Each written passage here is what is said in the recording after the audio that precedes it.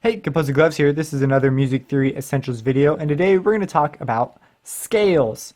Alright, so let's get started. So we're going to need some staff papers, so make sure you've got some hanging around. I've been using this one for the last little while. And we have our piano keyboard in front of us, and we know what the names of the notes are. We know what intervals are. So now we can talk about scales. So a scale, the major scale, or any scale, they also have these things called modes, which are something else. But a scale is a set of notes you've chosen to work with, and the major scale is like the set of notes. Like it's the measuring stick that you use to measure all your other stuff by. The major scale is the most important scale to learn because everything else is sort of a variation on that scale. So let's start off with the interval thing. Now you pick a note to start on, any note. So let's say you choose an A. If my keyboard is not plugged in right now, so unfortunately I can't play it out loud for you. I wish I could, but I just can't. So you choose an A. Well, if we follow the same pattern up to our next A, we will call that scale. Okay? And by following this pattern, we will always get the same sound because we're following an interval pattern. So if we were to do that same pattern on C, it would sound similar. Now, they wouldn't sound exactly the same because mathematically an A has more, or I guess because it depends on which pitch you choose. But if we were starting on this A, this has 440, I believe this is the one, 440 oscillations a second. But if you go up to this C, this is more than 440 oscillations a second, so it would be different. It's this whole tuning madness. Go look it up. But so they'd still sound different, but the quality, the sound would be similar, the same. So there's a major scale for every note. So, and if you were to hit every note like I just did, just do half step, half step, half step, half step, half step, on and on. That is called a chromatic scale, where you just hit every single note. All right, now I'm going to show you the secret to the universe, the pattern of the major scale. So the pattern is whole step, half step, whole step, whole step, whole step, half step. Now you know what a half step is. Now you're like, what the heck? We haven't talked about this whole step thing. Where did this whole step come from? Well, a whole step's just two half steps. They didn't want to say major second. They say whole step and half step. So this is a half step. This is a whole step. So 1, 2, whole step. Just one half step. Pretty simple. So according to our theory here, we know that the C major scale is all white keys. So this should fit the bill. So let's find out. We hit a whole step. So we start on our C and we hit a whole step. So 1, 2. All right, that's a white key. Another whole step. That's another white key. Then we hit a half step, which is just move up one, which is, yep, that fits. And if we hit another whole step, yep, whole step, yep, whole step, yep. And then half step, which is the other C. And we reach this interval. This is called the octave, when the note is 12 steps up.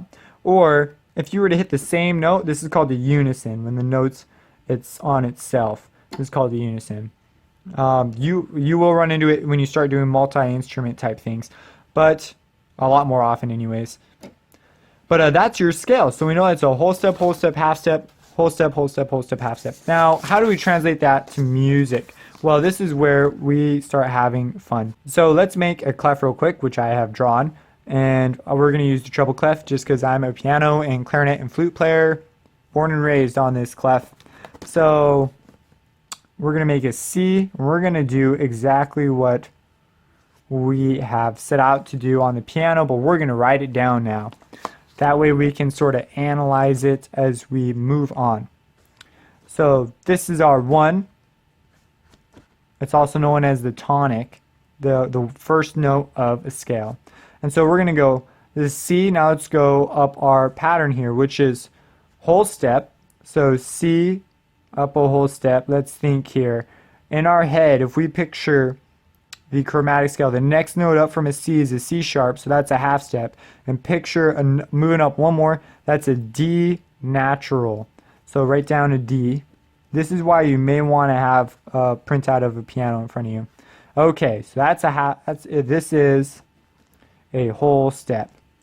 Now we need to move up another whole step because we need two of these guys. So a D up one is a D sharp.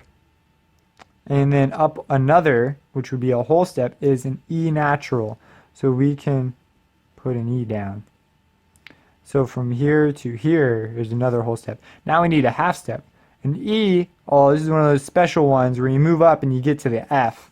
As you can see here, E to F. So this is called natural half step. There's two of them, and that's why they're so important. They can trip you up and throw you all over the place if you forget about those guys. Musicians who played instruments for most of their life, they'll rattle this stuff off like it was like, yeah, I knew all about that. But for us people who are just learning, this can be really confusing. So we move up a half step and we get an F. Half step. So I hope you understood what just happened right there. That's a half step. Now we say, oh geez, we need another whole step. So we go, okay, a whole step. We go F, one key up is F sharp. That's a half step. So we need another one. We go up, that's a G. All right.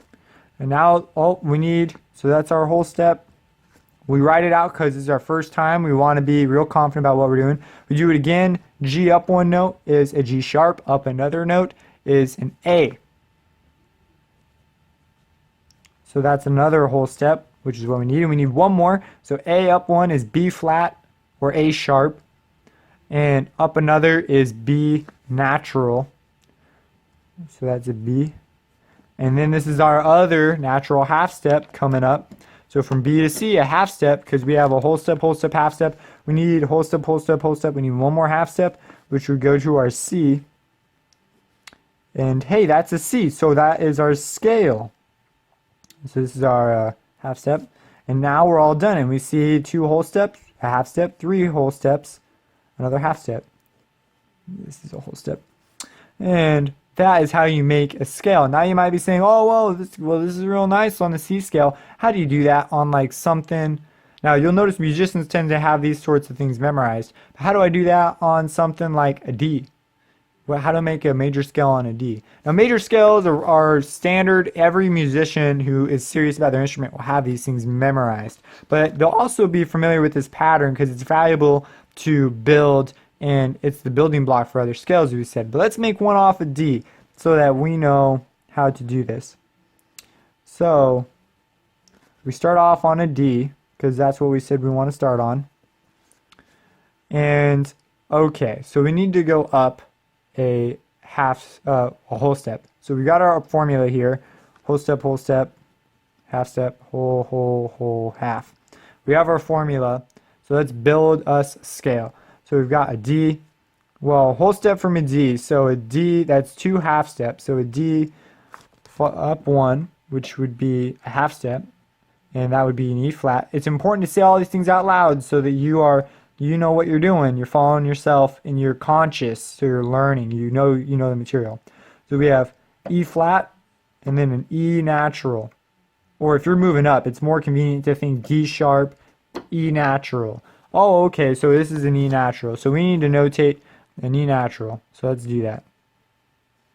And, all right, so we got an E natural here. Now we need another whole step. Oh, no. That means two. So E goes to F, and then to F sharp. Well, geez, how do I write an F sharp?